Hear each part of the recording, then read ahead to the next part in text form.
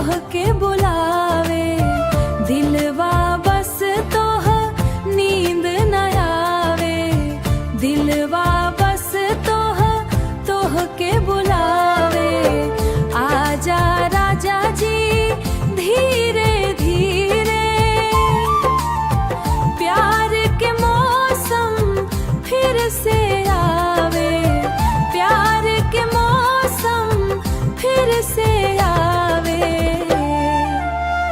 ओ राजा धीरे बोला ना, दिलवा ना तोड़ा। ओ राजा जी धीरे बोला ना,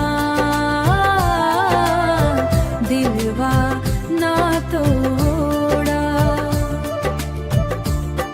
ओ जानू हो छोड़ के मोड़ के मत जाया जइहा, दिलवा के अकेला मत करइहा।